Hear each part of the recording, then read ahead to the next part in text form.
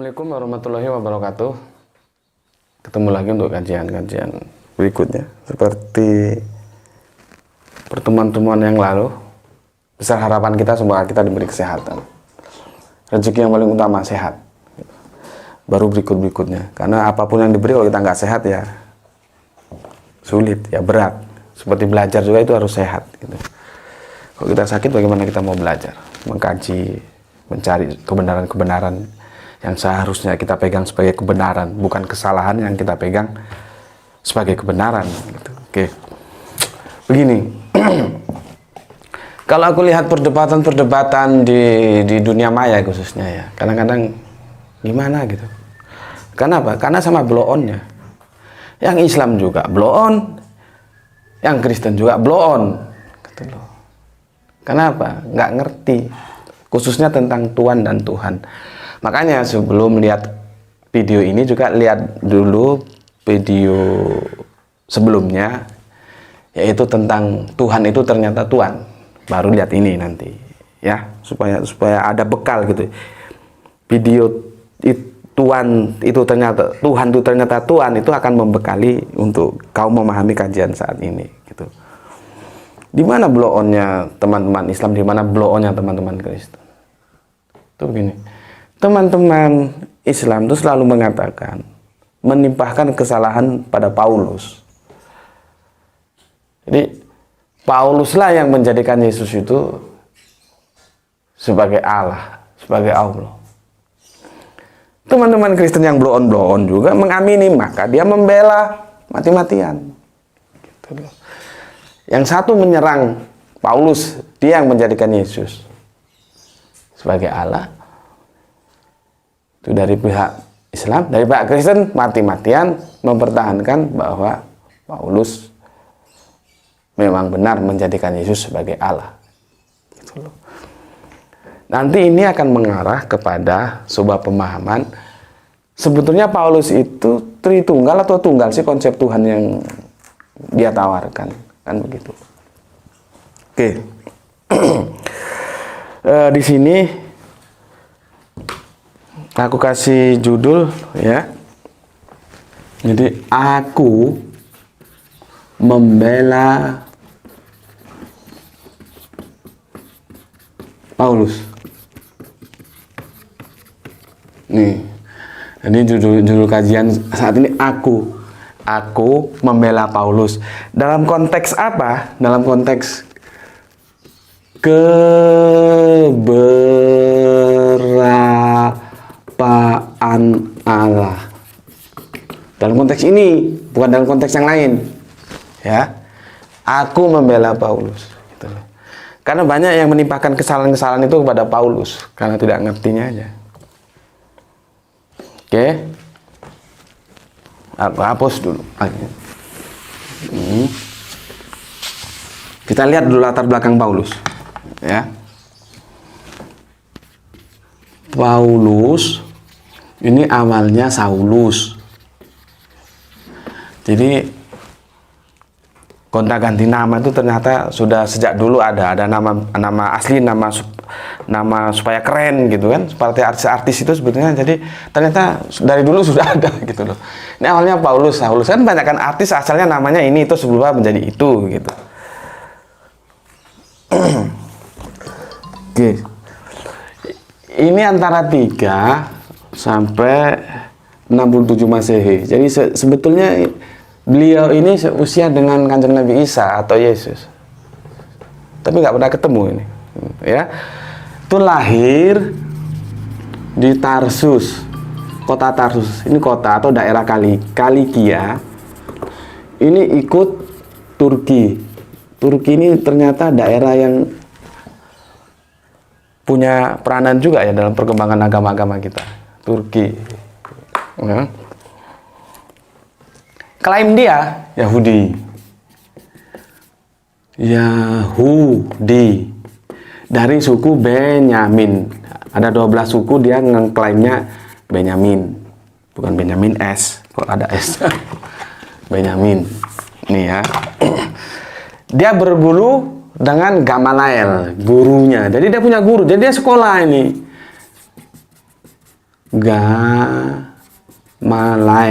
Gamaliel gitu ya. Gamaliel, agak sulit ngejanya. Ini ya. Dia mengaku dari kelompok Yahudi yang garis keras, yaitu apa? Farisi, Yahudi Farisi dia Yahudi Farisi. Nih.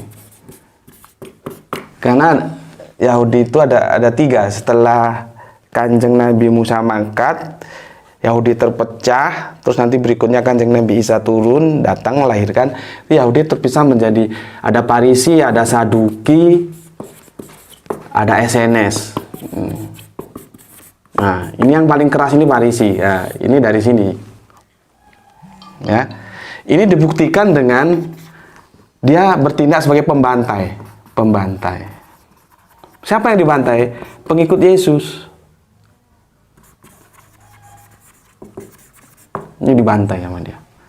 Baru kemudian lewat perjalanan ke Damsyik dia berbalik arah, pengakuannya ketemu Yesus, dia menjadi penyebar. Jadi penyebar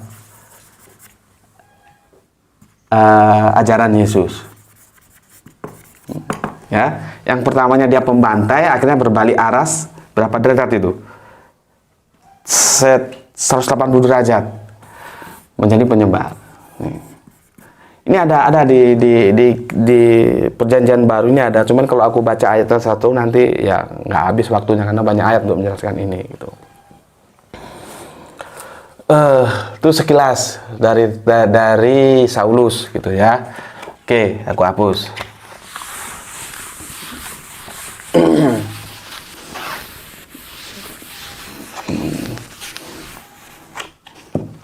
Kanjeng Nabi Isa atau Yesus itu punya 12 minus 1 ya.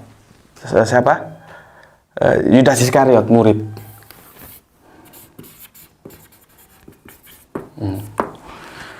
Ini diketuai, dikomandannya oleh Pak Petrus.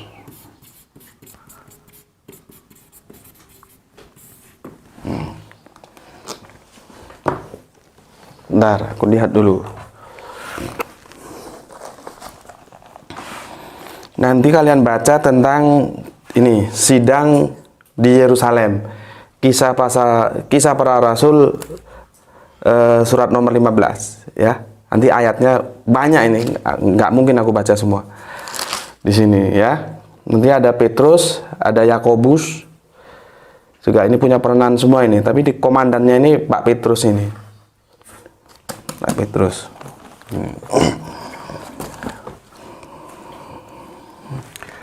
Pertanyaannya bagaimana Saulus atau Paulus ya, sekarang kita sebut Paulus saja. Paulus ini bisa masuk ke lingkaran elit ini gimana ceritanya? Setelah dia tobat, yang dulunya membunuh pengikut Yesus akhirnya ikut menyebarkan ajaran Yesus, dan akhirnya dia bisa masuk ke lingkaran elit. Ini lingkaran elit loh ini. Setelah Kanjeng Nabi Isa atau Yesus itu mangkat. Itu jasanya Barnabas.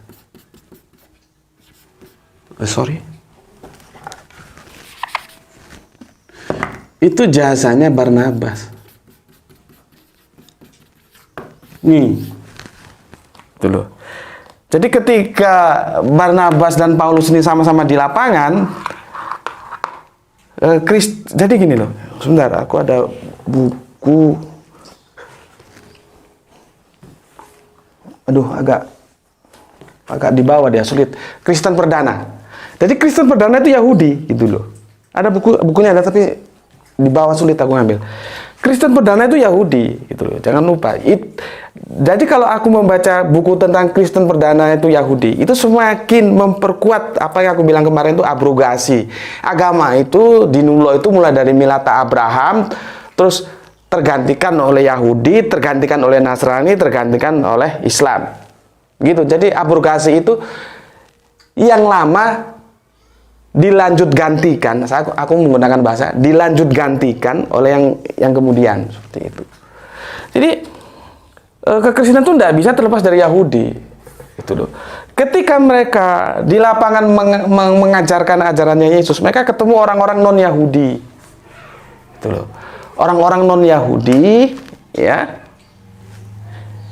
Jadi bingung, ini orang-orang non-Yahudi kalau mau mengikuti ajaran Yesus, dia harus menjadi Yahudi kah? Harus diyahudikan kah? Tuh. Contohnya satu pertentangan paling berat itu sunat gitu loh. Apakah mereka harus disunat gitu loh? Karena nggak ada keputusan, pulanglah ke Yerusalem. Nah, ini diajak ke sini gitu loh, ke Yerusalem. Akhirnya Petrus juga bingung gimana yang diputuskan. Akhirnya Petrus ya sudah, nggak apa-apa, nggak sunat. Itu didukung juga oleh Yakobus. Akhirnya terbelahlah menjadi dua. Ini yang 12-1 ini rasul untuk orang-orang yang sunat, ya. Sedangkan siapa gitu? Paulus itu tidak bersunat.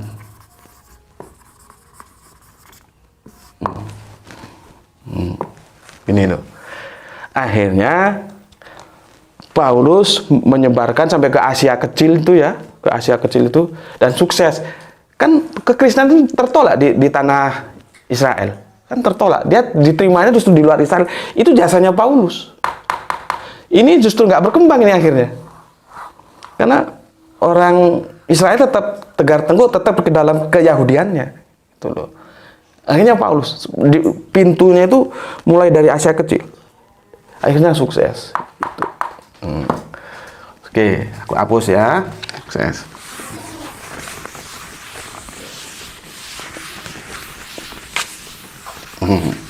Paulus itu Yahudi loh. Jangan lupa. Yahudi itu memegang monoteistik Yudaisme. Monoteistik Yudaisme. Dia Yahudi loh. Dia memegang monoteisme Yudaisme. Itu Paulus. Dia bukan orang blow on. Dia orang pinter. Orang dia sekolah sama Gamaliel kok. Kalau di Al-Quran itu Yahudi itu hanya pernah diselewengkan oleh Samiri ketika Kanjeng Nabi Musa naik menerima dasatita atau 10 perintah Tuhan atau Ten Commandment itu ketika turun sudah terjadi penyelewengan. Tapi akhirnya setelah itu sampai sekarang Yahudi itu kembali ke monoteisme. Maka disebutlah monotheistic Judaism. Jadi monoteis, Tuhan yang Allah yang tunggal itu sakral bagi Yahudi. Itu ya. Tadi ketika Paulus sudah mengembangkan ke Asia Kecil dan akhirnya banyak pengikutnya, Paulus pada saat itu kan begini, terjadi dua kekuatan antara Romawi dan Yunani. Ini pagan semua ini. Betul. Oke. Nah. Kalau di sini sih, kalau di sini di Korintus ini, sebentar. Nah, di Korintus 8 ini, 8 ayat 6. Kok kita lihat dari ayat 1 itu sih awalnya memang karena makanan yang telah dipersembahkan kepada berhala itu boleh dimakan atau tidak. Awalnya sih memang di sana. Tapi aku akan membidik dari sisi lain. Itu begini. Paulus itu membagi dua dunia. Ya. Dunia pertama, dunia kedua. Dia bagi seperti ini. Ya. Ini dalam pertarungan akidah ini. Kan ketika kekristenan muncul itu orang-orang juga sudah punya agama dan itu pluralis sekali gitu. Yang dipengaruhi oleh dua kekuatan Yunani dan Romawi. Itu.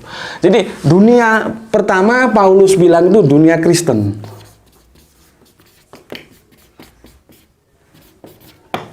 Jadi dan videonya belum diunggah, tapi insya Allah sebentar lagi akan diunggah. Itu judulnya bahwa Saksi Yehova itu Kristen. Nah di situ nanti akan dijelaskan bagaimana asal usulnya nama Kristen ini. Makanya di Al-Quran itu tidak ada nama Kristen, yang ada nama Nasrani gitu loh. Nanti lihat videonya di sana, tapi belum diunggah, belum. Insya Allah sebentar lagi diunggah gitu. Ya. Nanti bisa di kisah para rasul lah, bisa dibaca gitu, tentang Kristen itu nanti. Oke. Dia dibagi dunia Kristen dan dunia non Kristen. Non Kristen. Ini terjadi pertarungan. Ya, Paulus ingin mengokohkan bahwa Kristen itu harus punya sebuah corak yang tersendiri yang nggak bisa diganggu oleh siapapun gitu loh. Tentang apa? Tentang konsep berapa Allah gitu loh. Nah, di sini konsep-konsep berhala semua ini. Yang Allahnya tetek bengek itu di sini. Ya Paulus dia meneguhkan tentang satu Allah saja. Gimana nih nulisnya? Nanti kalau ini. Satu Allah. Paulus mau meneguhkan ini. Dulu. Di tengah pertarungan akidah yang seperti ini, Kristen harus tampil tetap kokoh dalam sebuah ciri khasnya, yang itu didukung oleh pemahaman Yahudinya, bahwa Allah yang tunggal itu, maka dia menggempur ini, berhala-berhala ini ya, pagan-pagan ini, dengan mengeluarkan nanti surat Korintus. Di Korintus dijelaskan. Ya, aku baca. Nanti kamu baca.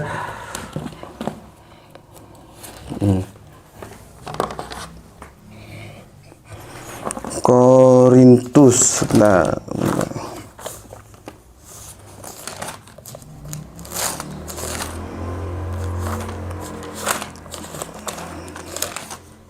Ini ya.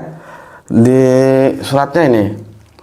Di 1 Korintus. Ya, suratnya surat nomor 8, ayatnya dimulai dari intinya itu di nomor 6 tuh, di nomor 6 ya, tapi aku mulai nomor 5. Perhatikan, nanti kamu baca di Biblemu gitu ya, perhatikan.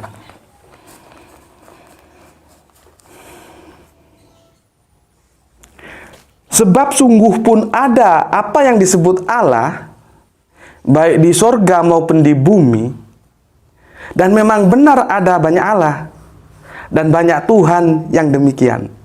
Nah, ya, itu surat nomor 5. Surat nomor 6. Namun bagi kita, nah ini Paulus ini ngomong ke jemaah, bagi kita Kristen hanya ada satu Allah saja, yaitu Bapa. Dan daripadanya berasal segala sesuatu, dan yang untuk dia kita hidup, dan satu Tuhan saja, yaitu Yesus Kristus. Ya, yang olehnya segala sesuatu telah hidup,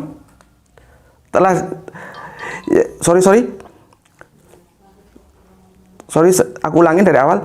Namun bagi kita hanya ada satu Allah saja, yaitu Bapa, yang daripadanya berasal dari segala sesuatu, dan yang untuk dia kita hidup, dan satu Tuhan saja, yaitu Yesus Kristus, yang olehnya segala sesuatu telah dijadikan, dan karena dia kita hidup. Lihat itu. Kita tidak akan membahas olehnya atau darinya atau melaluinya. Kita bahas tentang satu Allah dan satu Tuhan. Ya. Oke.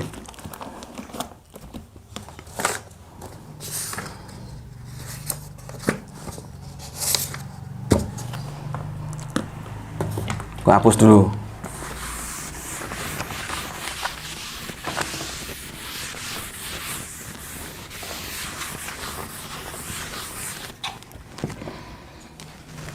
Satu Allah.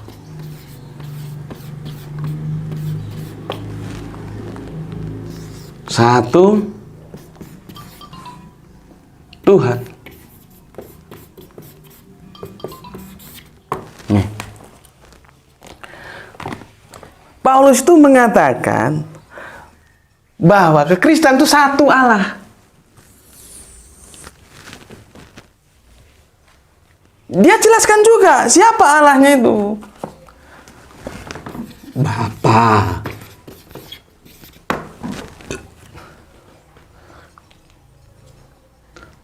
Tuhannya berapa? Satu. Dia jelaskan juga siapa Tuhannya itu. Yesus. Yang jadi masalah karena kalian nggak ngerti apa itu Tuhan, apa itu Allah. Ini loh, penyakitnya itu di sini. Penyakitnya itu di sini. Karena kalian menganggap bahwa Tuhan itu pasti Allah, padahal tidak. Allah itu pasti Tuhan, tapi Tuhan belum pasti Allah. Itu loh. Sama dengan raja. Raja pasti Allah, tapi Allah belum tentu raja. Karena ada raja-raja yang lain. Tapi kalau Allah pasti raja dia. Tapi raja belum tentu Allah. Gitu loh. Ini. Jadi kalian karena rancu tentang kata Tuhan dan Allah, sehingga kalian menuduh bahwa Paulus itu menodai ketauhidan Yahudi dengan mengangkat Yesus sebagai Allah. Itu kata yang Islam. Yang Kristen juga karena nggak ngerti, dia tetap mempertahankan bahwa Paulus itu mengalahkan Yesus. Padahal kalau kita tunduk terhadap teks seperti ini. Ini masalahnya, terjemahan seperti ini. Sudah jelas kok, Tuhannya berapa? Satu, siapa? Bapa. Tuhannya berapa? Satu, siapa? Yesus. Tuhan Allahnya berapa? Satu, siapa? Bapa. Berarti Paulus itu Tritunggal atau tunggal? Dia menganut paham tunggal, bukan Tritunggal. Karena kalau untuk masuk ke Tritunggal, Yesus itu harus dipaksa menjadi Allah. Dan Paulus tidak mau. Gitu loh. Ini sama aja kalau dalam Islam kan, sebetulnya sama aja dalam Islam. Ya, tinggal ganti ininya aja. Siapa? Kanjeng Nabi Muhammad.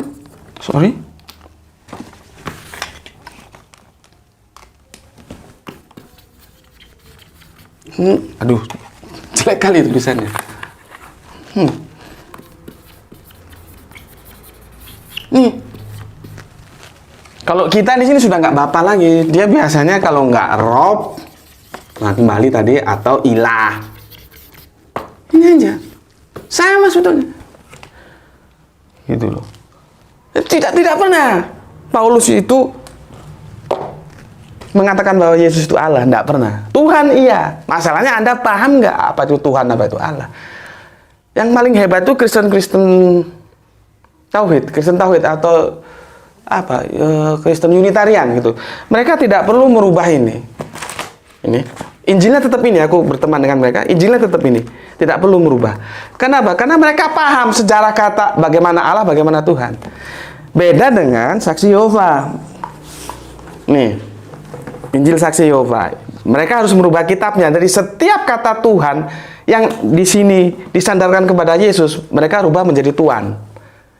Bisa jadi karena Saksi Yehova tidak paham tentang sejarah kata Tuhan dan Tuhan, atau Saksi Yehova males ribet karena ada resiko yang harus ditanggung, harus menjelaskan, sudah diganti aja Yesus Tuhan. Itu wallahu a'lam lah, enggak tahu. Gitu. Jadi di sini permasalahannya. Kalau dilihat dengan bahasa Inggris itu lebih enak lagi. Nih.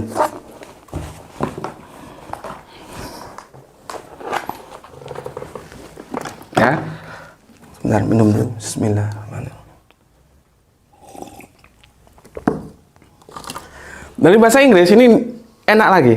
One God, one Lord. Kalau Inggris enak. Karena mereka ada pemisahan. Lord. Yesus itu nggak pernah masuk God. Levelnya Lord. Allah ini God. Gitu loh. Oke. Jadi kalau aku tulis dalam bahasa Inggris, ini aku hapus dulu ya. Jadi baca surat Korintusnya itu dalam edisi bahasa Inggris.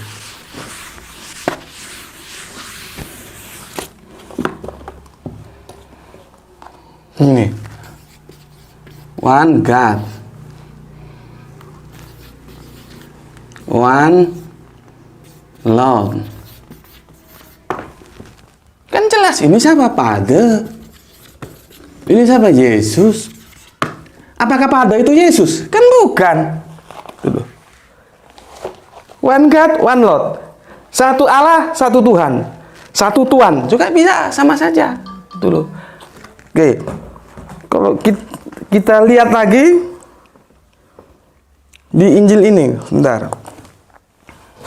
Mana tutupnya ini tadi? Ini Injil. Aku punya kenangan ini. Jadi aku punya tamu namanya N, ya, cewek dari Australia, dia penginjil juga. Ketika aku diskusi, aku tawari Injil ini, dia kembalikan bilang, sulit Pak saya memahami Injil ini gitu. Karena apa? Dia bilang ini bahasanya bahasa Inggris tua gitu. Akhirnya dia pakai Injilnya sendiri, ya tidak masalah gitu loh. Itu sebuah tanda bahwa terjemahan itu beresiko gitu. Bukan hanya N, kita juga begitu. Kalau kita baca tafsir Al-Quran yang disusun oleh Hamka, itu kita agak sulit karena dia bahasa Indonesianya bahasa Indonesia tua yang cenderung Melayu gitu loh. Makanya diperlukan otentisitas bahasa. Kalau sulit, kembalikan aja ke original bahasa. Bahasa apa? Bahasa Arabian. Selesai sudah gitu loh. Itu N aku kasih ini nggak mampu dia. Dari Australia dah. Di sini juga ditulis sama. Gini. One God, one Lord, sama. Dia.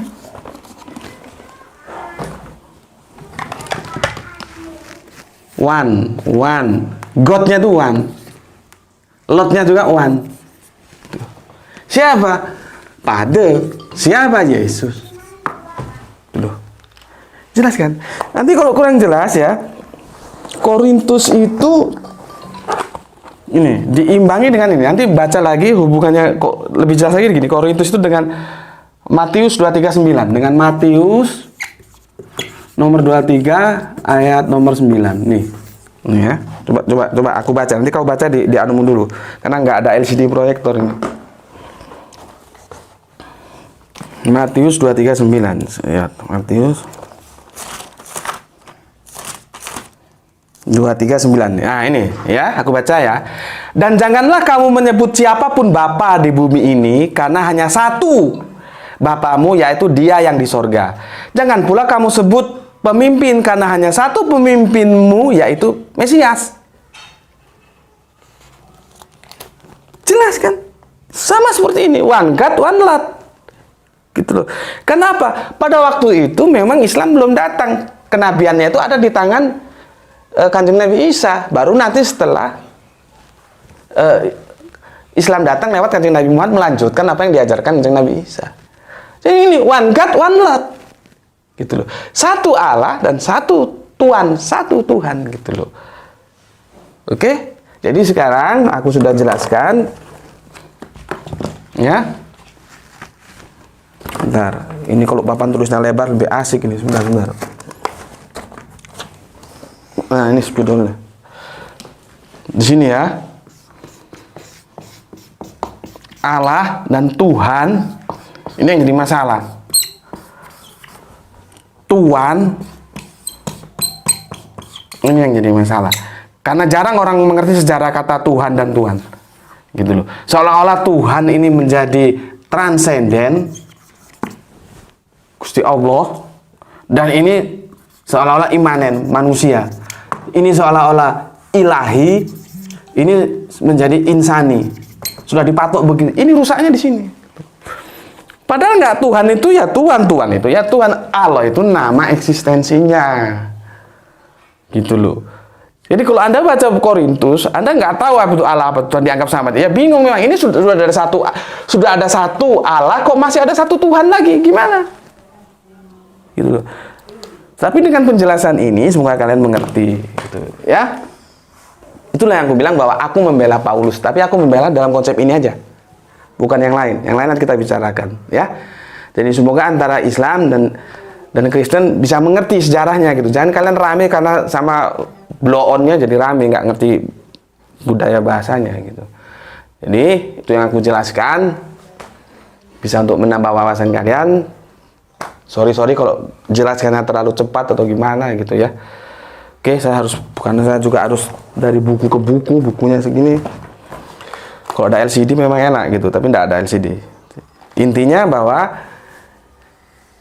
Paulus tetap berpijak kepada monotheistic Judaism, bahwa hanya ada satu Allah saja. Ketika menjadi Kristen, ya, tugas Musa selesai, dilanjutkan oleh Yesus, kan begitu. Maka satu Allah saja, yaitu Bapa, dan satu Tuhan saja, yaitu Yesus. Tapi apakah Paulus mengatakan Yesus itu Allah? Aku jawab sekali lagi, tidak. Paham kalian? Oke, sampai ketemu lagi. Assalamualaikum warahmatullahi wabarakatuh.